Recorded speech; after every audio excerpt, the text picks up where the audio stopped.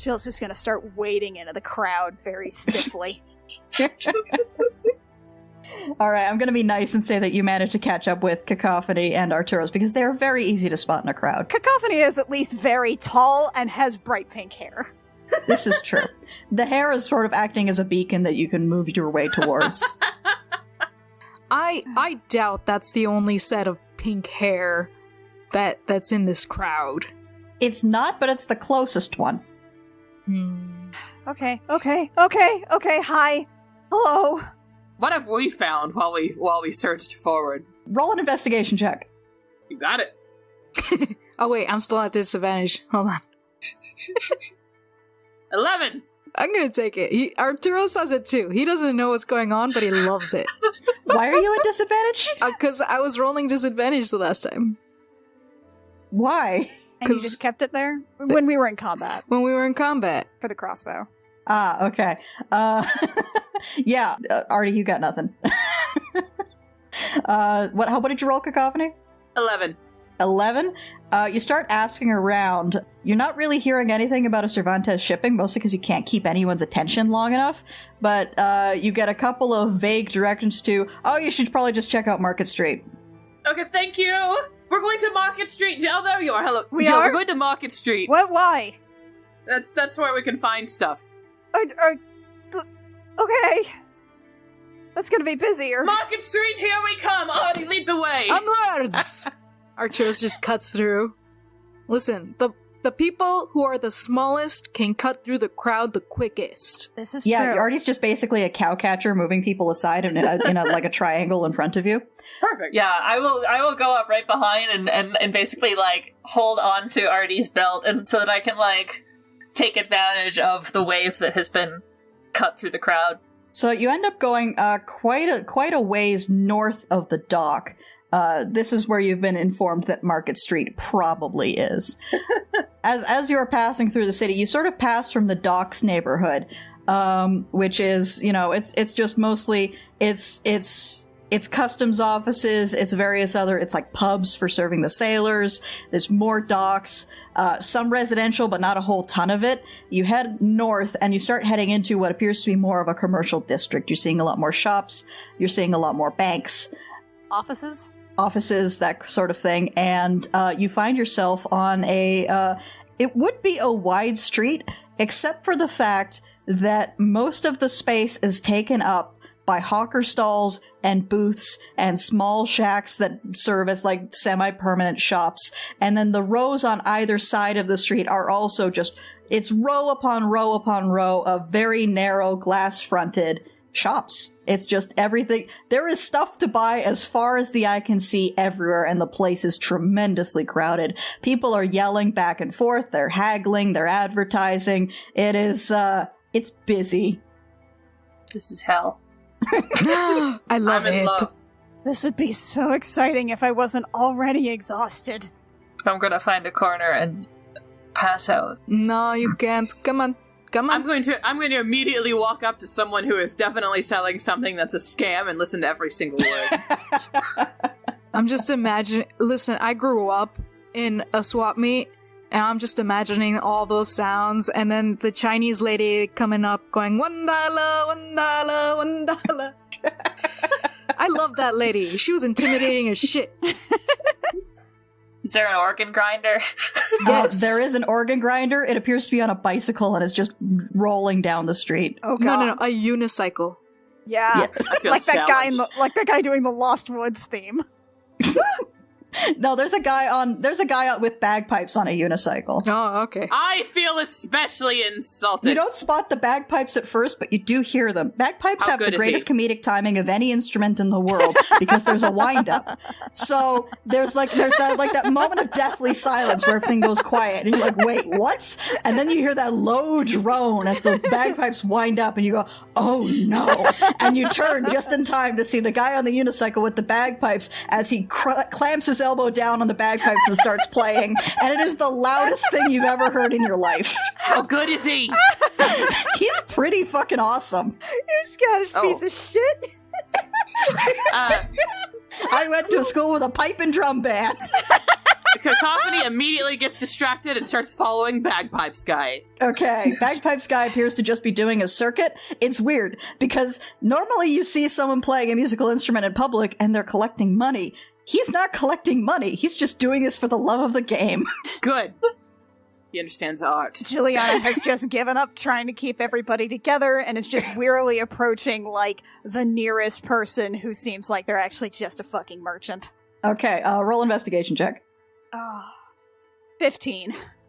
15. Okay, you ask around a couple of times and you get directions to a Cervantes Textile Trading, which is on a small side street off of the main Market Street. Okay, great. She is going to wearily attempt to, like, get people. Can I find them? Can I find anyone? Roll investigation check again. I'm all alone, Bert. I'm just holding on to Artie, who's the only thing keeping me moving. Another 15. Okay, it takes you a few minutes, but you do manage. You find Alviva and Artie. Alviva clinging to Artie. Artie having a grand old time. Then I follow the sound of bagpipes. Cacophony's pulled out her own bagpipes and is joining this guy in a duet. Okay, so you follow the noise of bagpipes. Artie at one point did find a churro. You don't know when he bought it, but he has it now. He has a churro. Juliana has already just given up. Does Alviva It's a get big a swap churro? meet. Churros just kind of happen. Can Alviva has churro? He, like, hands it back. Like, he swings it behind him so you can take a bite. Thank you. All right, and then you manage to follow the sound of... First you hear the one set of bagpipes, and then you hear a second set of bagpipes, and you're like, oh, that's probably Cacophony. So you follow that sound, and you manage to find Cacophony in a duet with Unicycle Bagpipe Guy. Or is it a duel? It's a duet. It's possibly a duet, possibly a duel. Cacophony. It's hard to tell. Bagpipes are a very aggressive instrument. Cacophony! Confrontational. I'm busy, Jill. No! We have to go! We have business! Let me finish this song. How long is it? About 5 more minutes. No! Bagpipe songs are so long. It's a set of reels. It'll never end. You wind that down this instant! I swear to Ethla! Do you want my whip? Yes, just grab her, please. I whip it good. Are you going to try and whip grab Cacophony? Yeah. Roll an attack. Non-lethal. 21. Now this is a whole performance. All right, make an athletics check against Cacophony's athletics. 19. 19, Cacophony. 11. Already wins. You yank Cacophony towards you. You are not my father! No, he takes his whip, he grabs Cacophony, spins her towards him, and then does a dip. Ooh! Nice. She flings herself back, holding onto her bagpipes, and then as she does, flowers and sparkles rise up out of the dip into like an arch over her and Artie, and scatter aesthetically pleasingly behind them. I'm so tired. Do they get money from this? A few people drop a couple of gold coins. Yay! Alright, let's go. Please. Side streets are much quieter. I'll find you again later! She calls back to the bagpipe guy. Bagpipe guy does not stop playing, but he gives you a salute. Okay, Juliana leads them down through the directions she was given. Okay, you head down a smaller side street. It's a little more quiet here. It appears that these are sort of the destination shops and offices. And then you end up in front of a small building. It's very narrow but very tall. It's like the others. It's kind of it's a row house in with a bunch of others. most of the buildings here are limestone, so it's a sort of white and gray color palette in here. And you end up in front of a small door that appears to just be a staircase up to the various floors of this office building. You head up a couple of floors and end up in front of a door that says Cervantes Textile Trading on it. All right, Jill's does it look like the kind of door you knock on, or like the entrance to like an office that you enter and then talk to somebody? It looks like a kind of door you knock on. Okay, yeah, Jill's gonna knock. You knock, and there's a bit of shuffling, and then the door opens into a very small office that has been absolutely crammed with papers. We're about to cram it more. Yeah. There's like 3 chairs. There's 4 of you. This is going to be a problem. And then a small desk across from which is another chair, and then a very small, very dirty window. Standing in front of you, hang on, let me pull up, just in case Artie asks how tall she is, because I know he will. There is a woman about maybe Jill's age, human, sort of light brown skin, curly black hair, that is pulled into sort of a loose braid. Something you notice as she's looking at you and moving around is that when she turns to look at you, she can't turn her head. She has to turn her entire shoulders, and her head remains immobile. She also appears to be resting her left arm, her left forearm on her hip, ostensibly to ease strain on the shoulder joint. And she's looking at all of you with a complete lack of recognition and goes, "Can I help you?" Are you Natalia Cervantes? Yes. Jill kind of looks up and down the hallway. I assume there's, not really anybody else here. There's not even really a hallway. It's a staircase, a landing, and more stairs. Well, dear, we're from the Kestrel Okay. that used to be manned by Captain Cervantes. Or not No, Cervantes. okay, no. Sorry, that was actually We're- Mac. You're from the Kestrel? Where's Captain Navarez? I need to talk to him. We need to talk to you about that. Yes. Can we Bad come news. Sure. And she steps aside, gestures for you to take a seat, sees that there are not enough seats. I'll sit on Alviva's lap, don't worry about it. Jilliana's just gonna stand. My life. My life. Then moves to sit behind her desk and, does her best to organize some of the papers there. Cacophony sits on Alviva's lap even with the third chair open. But she sits on Alviva's lap? She's so big. Yep. I'm so small. Yep. I don't think Alviva has the strength for this anymore. We're from the crew of the Kestrel under Captain Bondar. What happened to Captain Navarez? About 5 months ago, his ship crashed on our planet, actually, and he did not survive. You can see she's, visibly taken aback by this. Caused by the Nyogi. Not my planet. The rest of ours. We're involved in, we're trying to track down the things that he was working on. He had a note in his records about you. We're trying to follow up on some leads and pick up where he left off as much as we can, because he didn't really tell anybody anything. Also, you ever hear about a baby? In general? Like Captain Navarez having a baby that he found or something and perhaps delivered to a far-off planet. No, can't say that ever came up in our conversations. I assume you know about the cult. I don't know anything about a cult. I was in correspondence with him about some of disappearances that have been happening here in the city. Right. No, We're yeah. looking at the same thing. We think that's related to something that he was tracking and we're tracking, and I don't know. We're just trying to pick up the pieces Yeah, here. I'm Jilliana, by the way. This is Cacophony, Alviva, Hello. Arturos. Hi. Hello. Hi. Jill, roll an insight check. Arturos leans back seductively. Alviva tries to breathe. Alviva just gets a waft of perfume. 25. You can see that the way that her eyes are darting between each member of the party and sort of the stiffness of her posture, she doesn't know quite what to make of you, and she doesn't quite trust you. She thinks something's up. did any of Captain Navarro's notes, did he give anything like about like a code word or a signal that would prove we're cool? There was a code word. Okay. What was it? The code word was Starheart. How to work that into a sentence? God damn. You heard of my new band? I was actually thinking of starting a new band soon, Artie. Have you considered having any band names? I've thought of a few. Yes, I thought of the Musky Tangerine. Oh, Mesquite Tangerine, that was a good one. You're right. Mesquite Tangerine, Sad Puppy, Starheart, Cacophony, and the Holograms. Jill, because of your 25, the moment the word Starheart comes out of Cacophony's mouth, Natalia gets even, like her posture gets even stiffer. She rocks back a little in her chair. She's genuinely terrified for a moment before she manages to shut that down. Look, Miss Cervantes, whatever you think, we're here to help.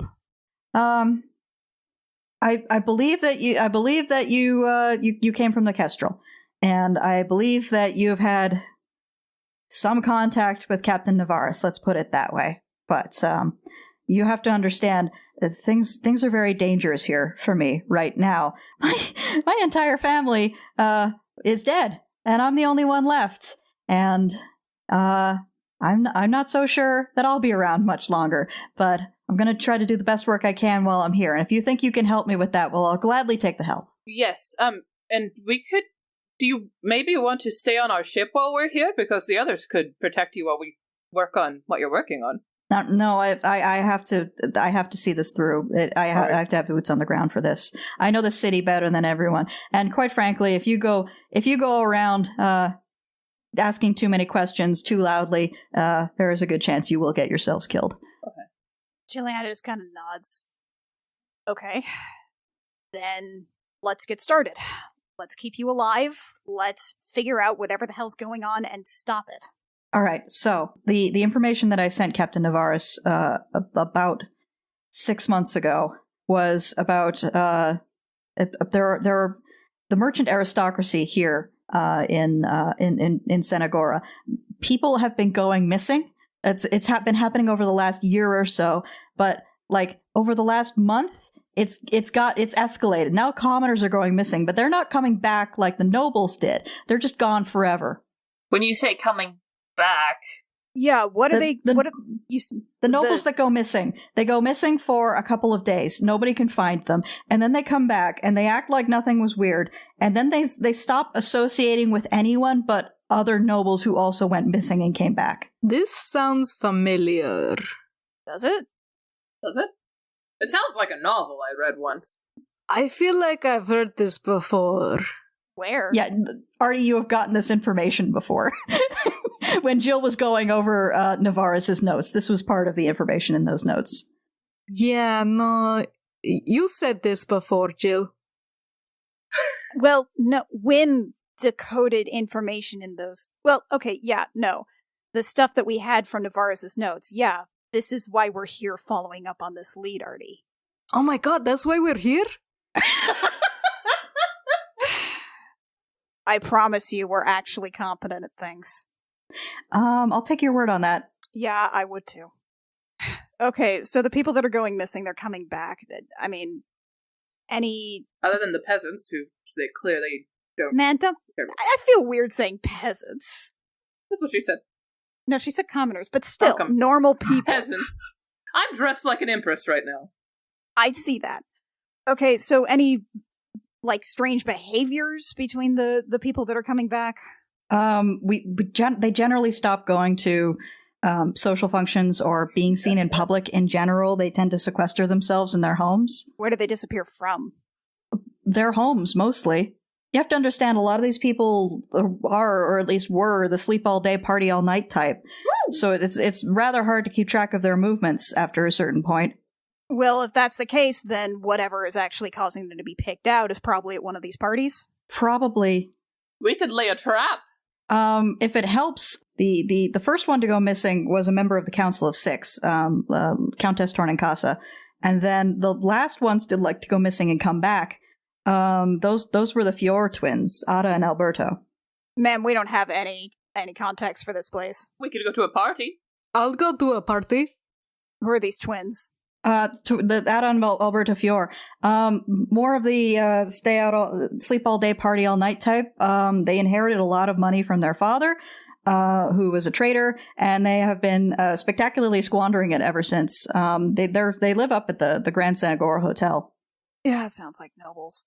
We could go to a party? And they've both been taken? We can go to a party. They came back. Not get ahead of ourselves and actually get some information before we go traipsing off to a party and die.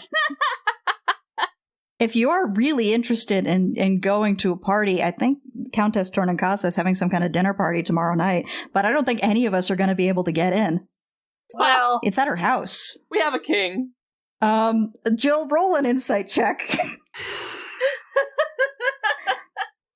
Artie just kind of like buffs his nails. 13. 13. Jill, you think about it for a second, and you're like, hey, we do have a king. And then you're like, oh, wait, he's supposed to be dead.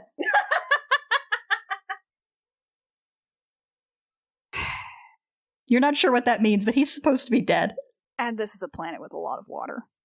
Which could have a lot of portals to the elemental plane of water, which could just go right back to Artie's home planet where people want to kill him. If I think I know someone who might be able to get us in, but I don't know her. We'd have to make our case pretty well. What's she like? It's the Countess Aguilar. The only reason I bring her up is, she and Countess Tornancasa hate each other, very much. So if there's something that Countess Aguilar can do to piss Countess Tornancasa off, I think she'll do it. Like get a whole bunch of rabble-rousers into a party of hers and just totally fuck the whole thing up. Yeah. that sounds like an angle we can work with. Okay. I heard about the latest of the commoners to go missing. We could go try talking to his family too. Yeah, definitely want to follow up on that too and see why things have changed. Who's that? It's a boy named Simone. He lives in the Harbor Gate district. And his family's there? Yeah, his whole family lives there. Okay. Well, that's a couple of leads then. We pretty much had the bare bones here. Is there anything else that you think might actually give us some aid on sort of tracking down what's happening to whom and why? All I've got so far is the list of names. I think it might be worth talking to the Fiora twins. If they're the latest to come back, they might be more willing to talk to outsiders than the people who've been entrenched in whatever this is for a while. And yeah, I guess we could see Countess Aguilar to see if we can get into that dinner party tomorrow, and we could go see about talking to Simone's family, ask around Harbor Gate, see what we can find out there. That's about all I've got. All right. That's a lot to go on. Okay. That is a lot to go on. More than we expected, I think. Okay, so we've got 3 leads. We have 1 with a time crunch on it, 2 that we probably need to hit sooner rather than later to get as much information as we can before tomorrow night, on the assumption that we can actually get into a party and fuck it up. I'll fuck up a party. I don't know that it's more about fucking up in as much as making ourselves look like very rich, very good targets for the grabbing, because we're rich and fancy and also... Alright, but we do actually need to know what they're looking for, though. We need a profile that we have to actually meet. Yeah, but that's why we'd go to the other 2. That's why we go shopping. Yes, we will probably have to go shopping. We'll probably want to go to Aguilar first, since that's the time crunch. And that's going to predicate how we attack the other 2. Yeah. Okay. Then... Plan. That sounds like we've got a business plan. Jill's gonna hold out her hand to Natalia. We look forward to working with you. Natalia reaches out and shakes your hand and goes, well, hopefully you can help accomplish more than I can on my own. You'd be surprised how adaptable we can be. Yes. You know, adaptable is definitely a word that I would say isn't incongruous with what I've seen of you so far. Is there anything we can do to make you feel a little safer? Then she looks around at all of you and goes, no. Okay. You know anything about Star Wardens? Like the bedtime story? Okay. Never mind. My mom used to tell me about them when I was a kid. Were they weird psychosexual threats? No. Okay, cool.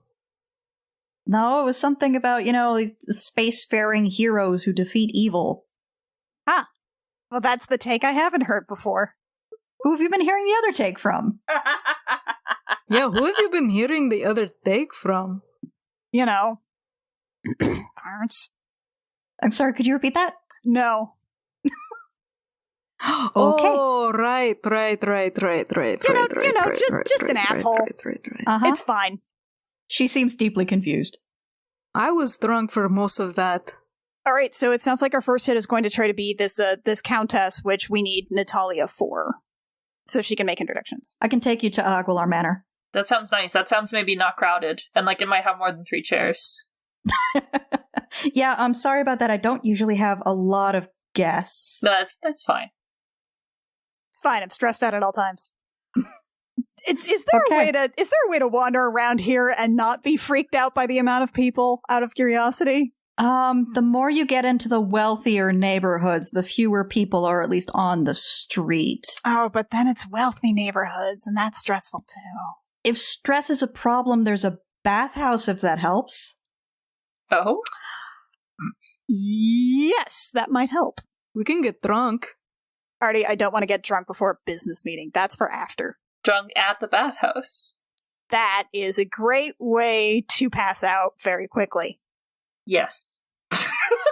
I'm bored. Can we go now? Yeah, if you guys are, if you guys want me to take you to Aguilar Manor now, I could probably, she looks around at all the papers, she goes, I can deal with this later. All right, let's get the ball rolling at least. Okay. And she, shuffles past all of you to get to the door, and leads the way down the stairs. You can notice that in terms of mobility, her neck and her arm appear to be at the trouble spots. She can move around like she can walk around okay. Cool. Like, as they're walking, Jill probably like, by the way, I am a healer if that's something that you want looked at. No, the healing was the problem. It healed incorrectly. And in order to heal it correctly, you'd need to break it all again. I'd need to break it all again, and some of it's in my neck, and that's not something that any healer would feel good about doing. No, I get that. I can karate chop it. I No, would rather Artie. you not. Is this a new injury? No, it's about 10 years old. Hmm. And it's kind of private, so if you don't mind, I would like to just get going to Aguilar Manor. Absolutely.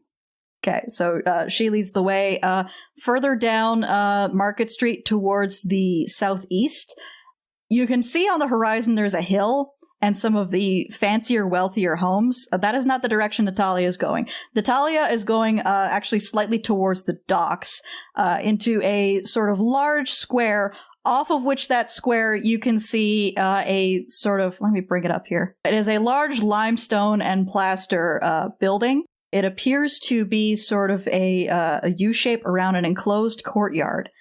And you guys roll up to the front door, and Natalia makes some introductions to the guard there and says that you're here to meet with Countess Aguilar. She appears to be trying to leverage her name as much as is possible. The guard doesn't look particularly impressed, but the guard goes away and then comes back and then motions you guys, and you head into the courtyard.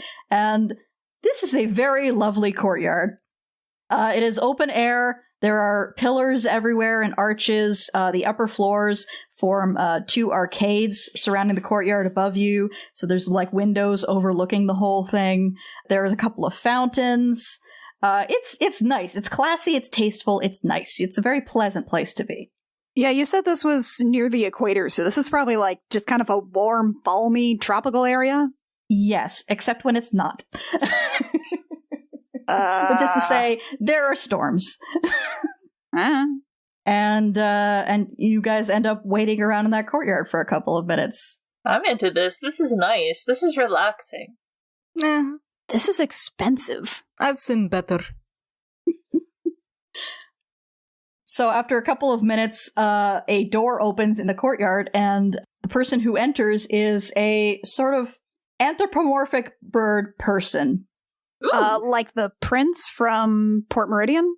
No, like he was a humanoid person with like feathers in his hair. We're talking like a full-on bird that walks on 2 legs and upright more than a regular bird does. An ostrich? No.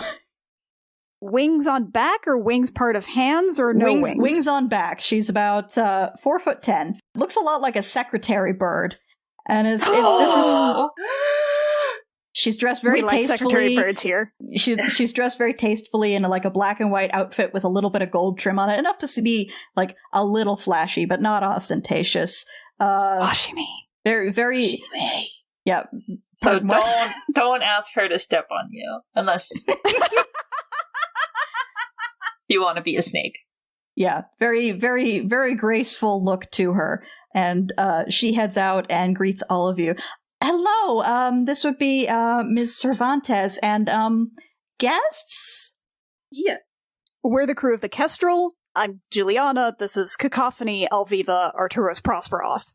I see. Let me just take you into my office then. And she Should we be using my name? I don't know, you're the only one with the last name. Do people use last names typically? I don't know. I mean, aren't they dead? We should probably have come up with a fake name for you. Yeah. I say from here on out, you are something else. It's Figure it out later. late It's now. fine. Okay. Let's go. Let's go. She leads the way into a much nicer office than Natalia's. This is a large open space. There's one of those long bookshelves with the ladder on it that you that you can roll around. There's a large polished wood desk with ornate carvings on it that she settles behind, and a wide variety of comfy plush chairs for you guys to sit in. Juliana tries very hard not to just eye all the bookshelves. And the Countess settles behind her desk and sort of folds her hands or taloned hands on the surface of the desk and goes, "So, what can I help you all with?" Well, we are attempting to, we want to get into the party of one of your rivals, and, well, look at us. We wouldn't We're very, really. we cause chaos. She looks at all of you. Artie leans back, and he looks very bored. Yeah, Natalia pipes up and says, they're hoping to get into Countess Torninkasa's dinner party tomorrow night, and I know you're invited. And she looks around at all of you, and the Countess goes,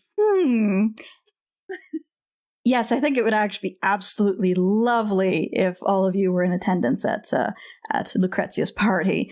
And in fact, I've got just the opening for you. You see, we're all expected to bring our own personal guard. I have one of my own, but my gentleman suitor does need his own guard that he hasn't hired yet, so we could bring you in under that pretense. Oh, perfect. Amazing.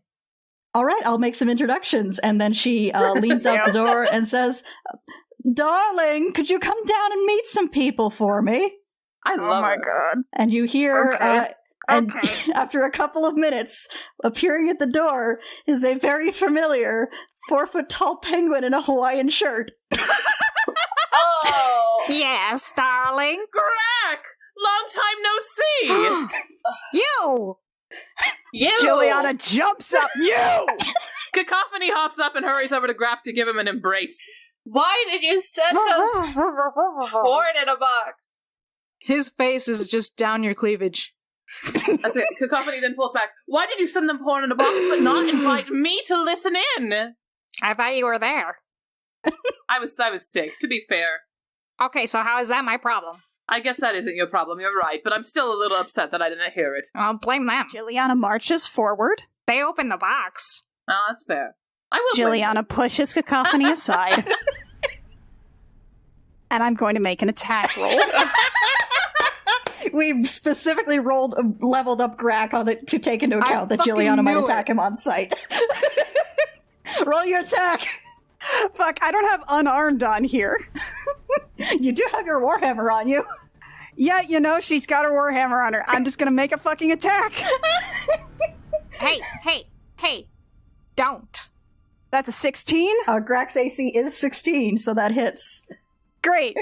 That's 7 bludgeoning damage. Grack, you take 7 bludgeoning damage. Whoa! Ow! Ow! Okay, alright. We invite you into our home. You! Countess Aquilar Absolute. immediately steps in.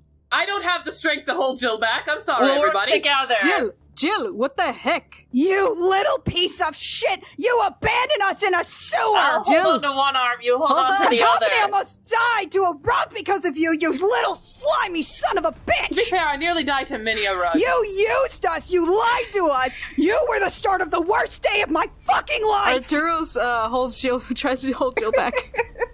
Countess Aguilar is now in between Grack and the rest of you. She goes, "Excuse me, how dare you bring such violence to my home? What is this all about?"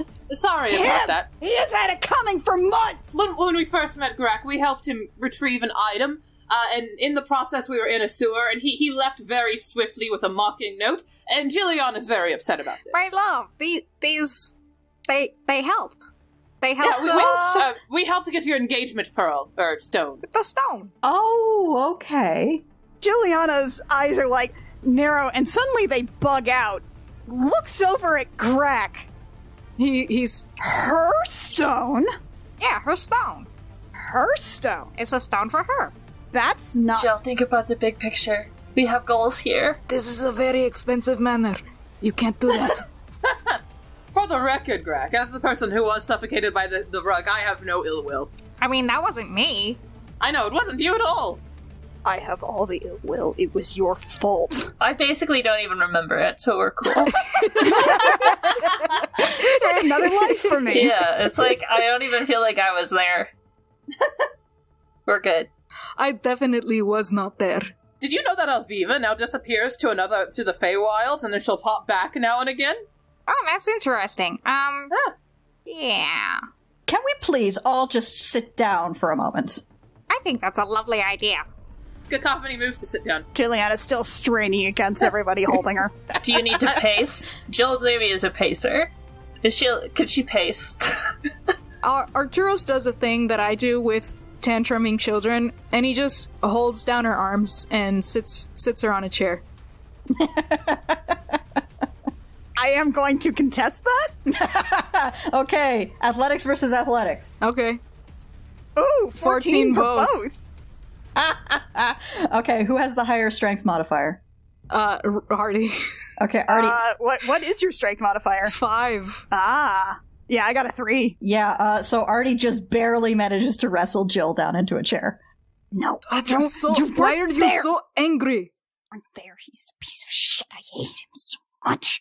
Okay. I don't like being used. I don't like being lied to. I don't like everything that he is. That's racist. That sounds racist. Does sound kind of racist. It does sound a little racist, Jill. What the fuck are you talking about? I hate this one specific penguin.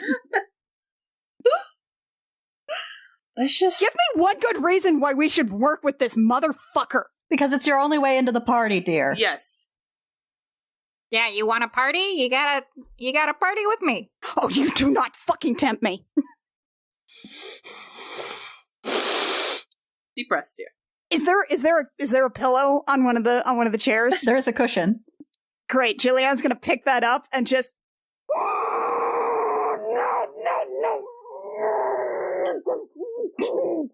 Arturo helps hold it closer to her face.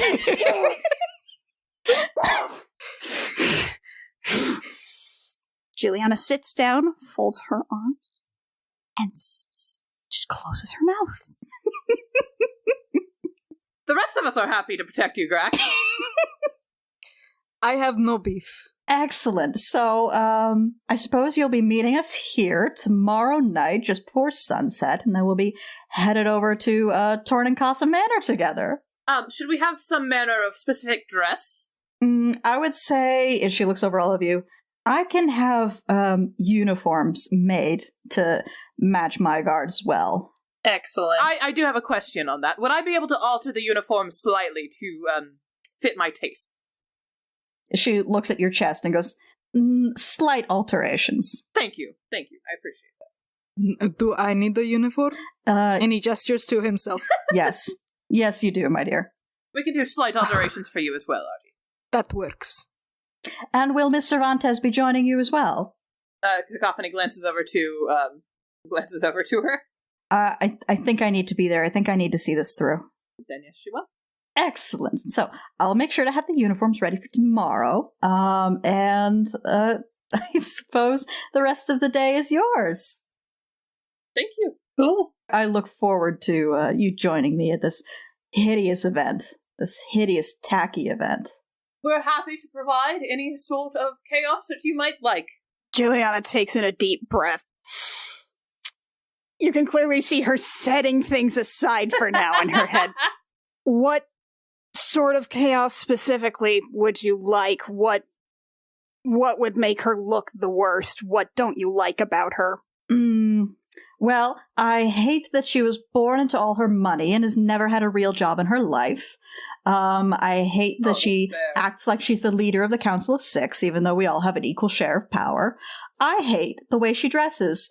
She's from a textile trading family, and it's all silk and lace and very expensive, and it's all very tacky. Oh, and I hate her fucking house. Oh yeah, mess up her house. I think we could do that. Yes, if you could just, I don't necessarily want to be held accountable for any damage done to the property, but if you could do your best to be just as hideously embarrassing to be around as possible, that would be ideal. Okay. I feel so good about this challenge. Hideously embarrassing, our specialty. You have found the right people. I don't know. I'm very, very tasteful. Anyway. Now, if that's all, I would appreciate it if you got out of my house. Of course.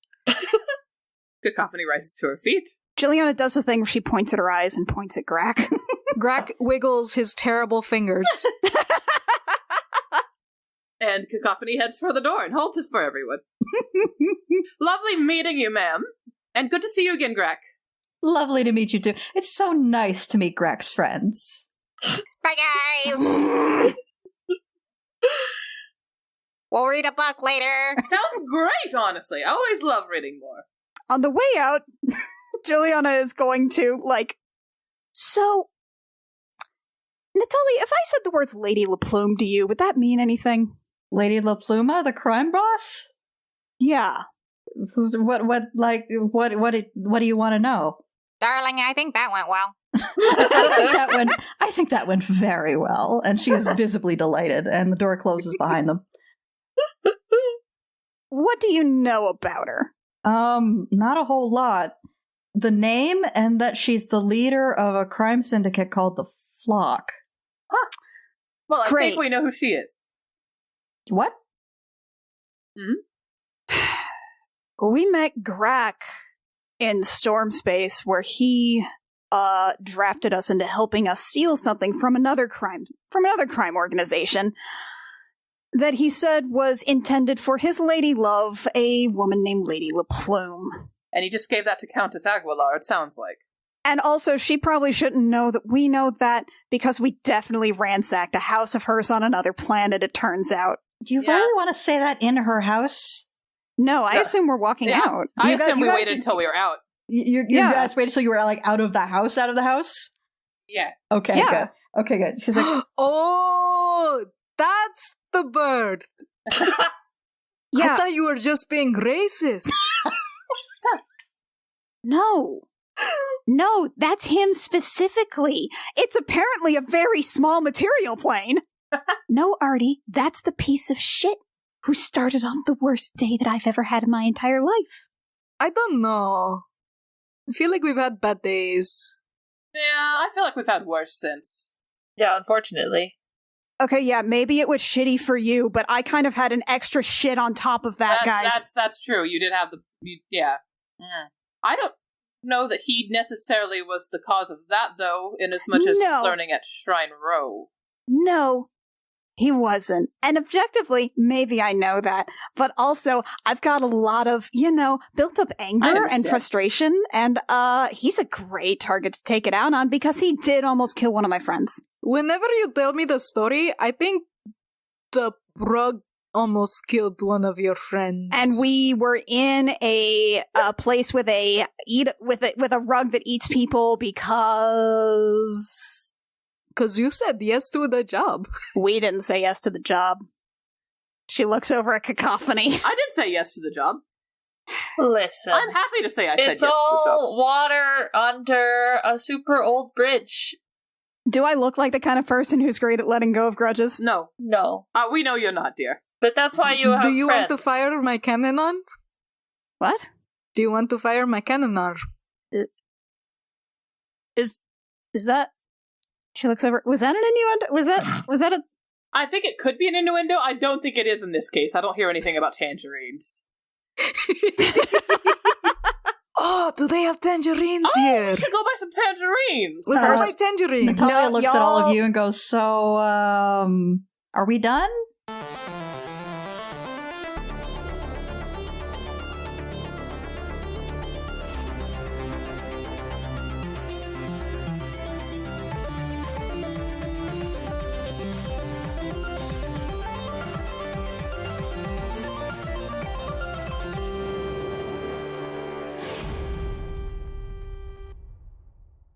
Gem Jammer is performed by Lexi Peppers, Annie Creighton, Kit Walker, Mackenzie Weaver, and Rio, and is edited by Jake Mason. Our character designs are by Rio, who you can find at vriosart on Twitter, and our cover art is by Canary Witch, who you can find at doodlesfromthebird.tumblr.com. Our opening and closing music is by Reckoning Storm AudioWorks. For more episodes of this show and our other shows, as well as news, check out our website at crookedrussiancamp.horse. Should probably wait till Matt gets back. I'm back. Oh, okay. Are you back? We're all good? Yeah, I have locked Hubert in his bedroom. so Okay. he can no longer yell. Is there supposed to be a map we're looking at? No. Okay, Theater of the Mind. Theater of the Mind. just making sure. Because I heard clicking. Yeah, the clicking was me bringing up the article, the wiki article for this particular landmark, and the reference photos that I have. Okay. I can't hold this all in my head. But you can hold all the fucking spheres? No, I also have a map for that. I made it in Visio. Amazing.